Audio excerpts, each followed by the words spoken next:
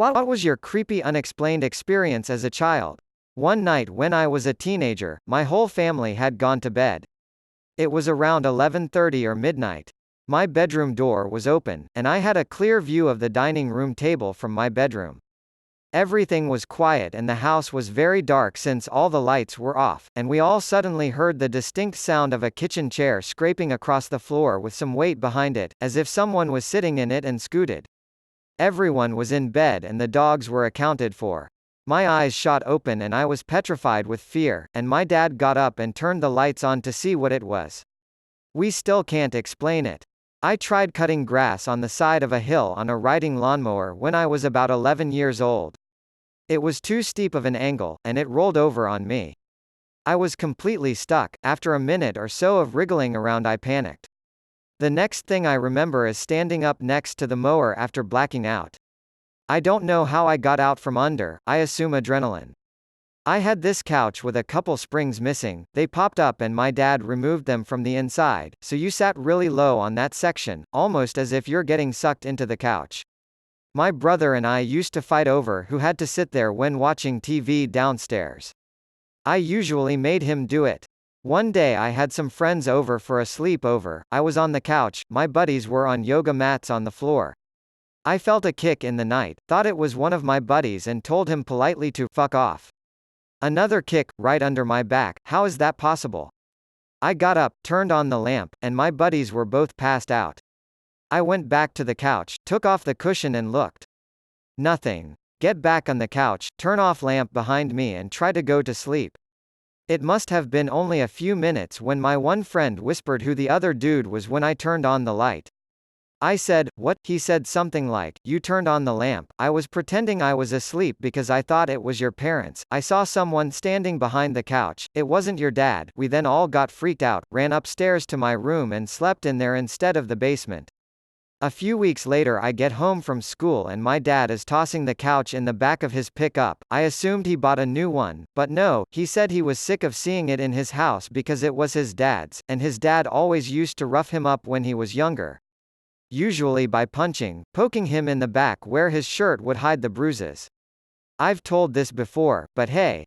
When I was a boy of 12 I had a dream that I was standing near a house that was on fire. There was a little girl there who was much younger than me, about 2 years old. I thought she was there alone so I held her hand, hoping to find her parents.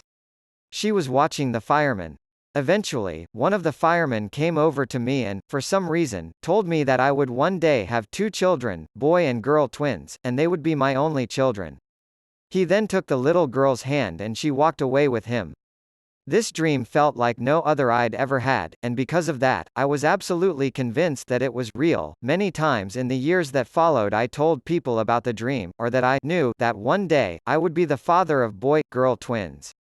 Multiple people in my life have confirmed that I told them this. When I was 31 I got married.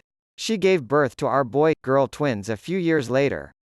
Her father was the fire chief of the town I grew up in.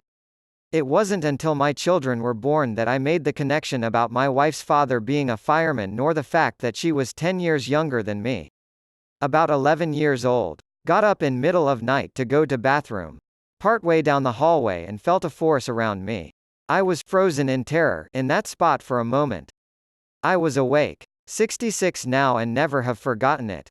When I was a baby me and my brother slept in the same room in an apartment with our pre-divorce parents. At certain times in the night, a shadow would go from the bathroom into my brother and I's room. It never really did anything bad, just walked around. Until one night when I started crying, my mom came into our room and saw the shadow standing over me and reaching for me. She didn't like that and so took us to local McDonald's. We soon moved out and haven't been there since. McDonald's is the safest place to go after being threatened by a ghost, after all. I had a bunch of memories that didn't fit. Like I remembered waiting at my grandpa's work for him to be finished. Or futilely trying to shovel the snow near their place. Or going to bed every night looking out over the field next to their place. No one ever talked about this though, so I was simply confused about it for quite a while. Turns out I did live with them when I was young and for some reason everyone just assumed I would forget and preferred it that way. When I was like 3 years old, I used to tell my parents that Mr. Happy visited me at night. I have zero memory of ever being visited by someone at night, and whenever my dad tells the story, he always mentions how badly it freaked him out. Lol.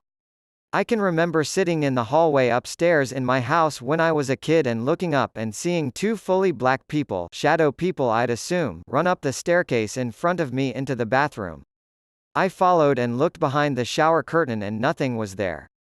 Another day I was in the same hallway and glanced into my brother's room and seen a hand reach out from beside the doorway in the room behind the wall connected to the door, and it was motioning me to come with long old fingers. It was just one finger pointing up, bending for me to come. I got scared and ran downstairs.